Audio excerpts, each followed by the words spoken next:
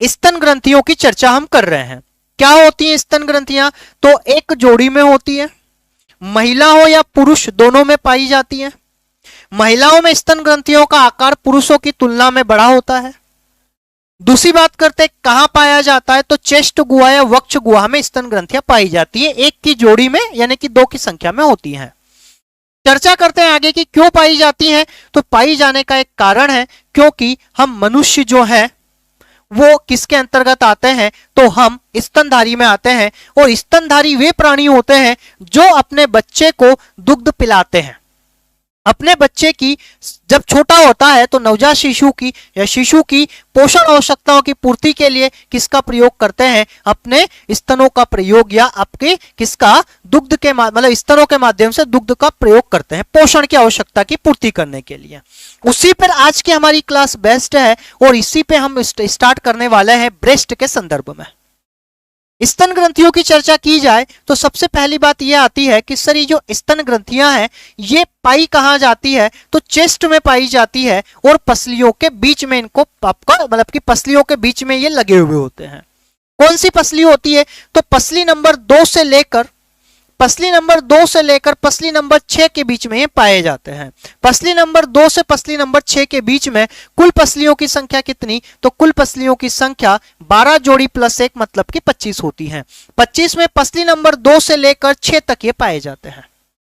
Sir कुछ part यहाँ पे होते हैं क्या, बिल्कुल क्वेश्चन पूछे जाने की संभावना है। कैसे क्वेश्चन, 2 पसलियों के बीच में जो रिक्त स्थान आपको दिख रहा है इसे क्या कहते हैं, इसे इंटरकोस्टल मसल कहते हैं। 2 पसलियों के बीच जहां से हमारे स्तन लगे हुए होते हैं इसे इंटरकोस्टल मसल कहते हैं। जैसे ही आप इंटरकोस्टल मसल की ओर आगे बढ़ेंगे, जैसे ही आप इंटरकोस्टल मसल की ओर आगे बढ़ते हैं तो आपको यहां पे देखने को मिलता है पेक्टोरियल मसल्स। एग्जाम में क्वेश्चन पूछा जाता है ये पेक्टोरियल मसल्स का संबंध किस ग्रंथि से है, आंसर बनेगा स्तन ग्रंथि से है। कहां पाए जाते हैं, ये पाए जाते हैं आपके किसमें, तो रिब्स के आगे, पसलियों के आगे। अब दोनों इंटरकोस्टल मसल और पेक्टोरियल मसल को मिलाकर क्या कहते हैं, चेस्ट वॉल का निर्माण करते हैं, सीने की भित्ति का निर्माण करते हैं। बात चर्चा होती है आगे की, चर्चा होती है आगे की हमारे जो स्तन ग्रंथियां हैं ये स्तन ग्रंथियां किससे मिलकर बनती है, 2 चीजों से मिलकर बनती है। एक होता है ग्रंथिल ऊतक ग्रैन्युलर टिश्यूज, दूसरी होती है फेट वसा। वसा क्या होती है, कौन सी होती है, तो वसा होती है एडिपोज टिश्यू, वसामय ऊतक इसमें पाए जाते हैं जिसमें वसा का भंडार होता है, जिसमें वसा का भंडार होता है। और ऊतक कौन से होते हैं, तो ऊतक होता है ग्रंथिल ऊतक। क्या मतलब होता है ग्रंथिल ऊतक का, तो ये ऐसे ऊतक होते हैं जो किसी ना किसी पदार्थ का उत्सर्जन करते हैं।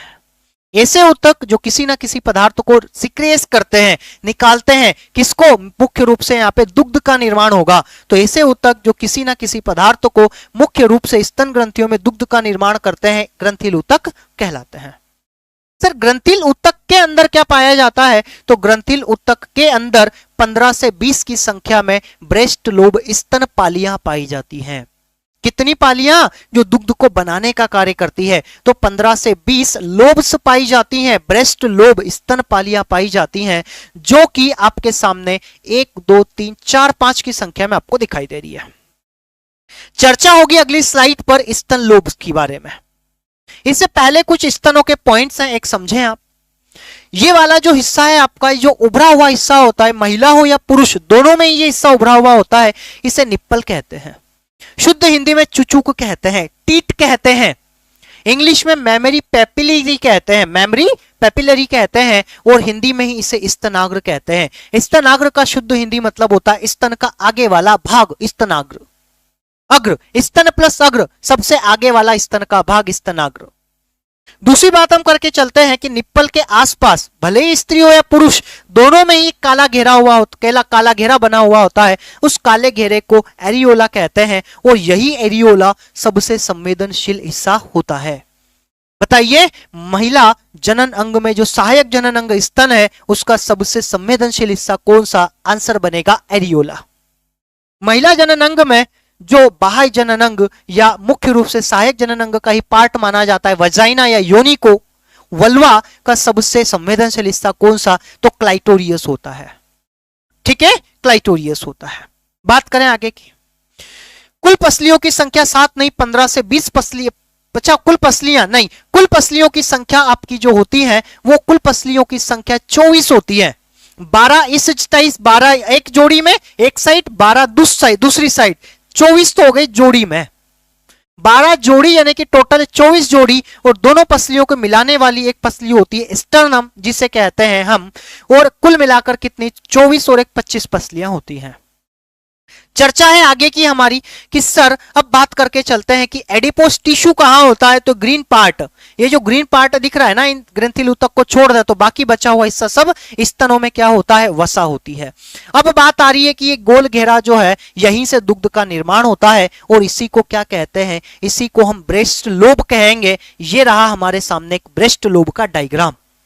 ब्रेस्ट लोब में क्या क्या होता है, यही सबसे मेन पॉइंट है आपका। मुख्यतः पुरुष और महिलाओं में सबसे मेन यही भूमिका अदा करता है। महिलाओं में जब महिलाएं प्रेग्नेंट होती हैं, गर्भवती होती हैं, तो महिलाओं की गर्भावस्था के 14वें सप्ताह में यानी कि कौन सा महीना आपका, तो एक महीने में 4 सप्ताह यानी कि 4 3 12 और 2 लगभग 3.5 महीने में महिलाओं में दुग्ध का निर्माण होना प्रारंभ होता है 14वें सप्ताह में। वो 14वें सप्ताह में दुग्ध का निर्माण कहां होता है, तो ये सबसे अंतिम सिरा है बाहरी। क्या होता है, छोटी छोटी जो बोल्स बनी हुई है, बोल्स एल्वियोली होती है, कुपिका कहलाती है एल्वियोली। ये एल्वियोली कुछ ऐसी होती हैं, राउंड शेप में होती हैं। राउंड शेप के बीच में जो खाली स्थान होता है ना, इस रिक्त स्थान को लुमेन कहते हैं।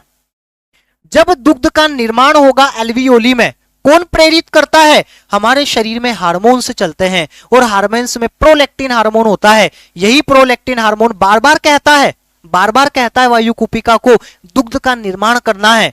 क्यों करना है, क्योंकि आने वाला जो शिशु है ना, माता का जो आने वाला शिशु है, उसको पोषण करवाना है, दुग्ध की पूर्ति करवानी है। इसीलिए दुग्ध का निर्माण कौन करता है, वायु कुपिका। किसके कहने पर, प्रोलैक्टिन हार्मोन के कहने पर। दुग्ध बन गया। अब दुग्ध जब बन गया है तो दुग्ध इकट्ठा कहां होगा, जैसे हम खाना बना लेते हैं इकट्ठा टिफिन में करते हैं ना, वैसे ही दुग्ध कहां पर इकट्ठा होगा, तो लुमेन में इकट्ठा होगा। लुमेन क्या है, तो एल्वियोली के अंदर खाली स्थान है। बन गया दुग्ध बनने के बाद अब दुग्ध कहां तक पहुंचेगा, निप्पल तक पहुंचेगा, क्योंकि बच्चा तो यहीं से दूध पिएगा ना, माता के निप्पल से पिएगा। तो यहां से जब दूध आएगा ये वाला, अब सिंपल सी बात है ना, यहां का इकट्ठा दूध यहां पे मिलेगा, यहां का इकट्ठा दूध यहां मिलेगा, यहां का इकट्ठा दूध यहां मिलेगा, तो कोई तो लेके आएगा।